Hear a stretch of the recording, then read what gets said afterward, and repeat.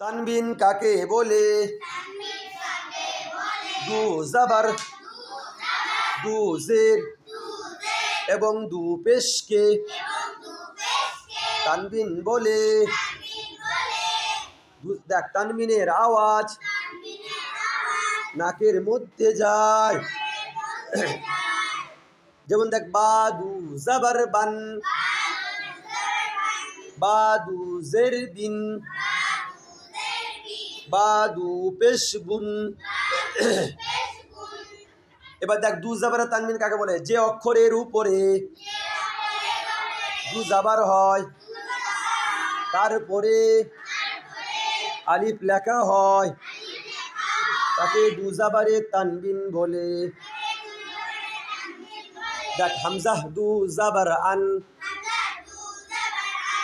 হামজাহ দু জের ইন,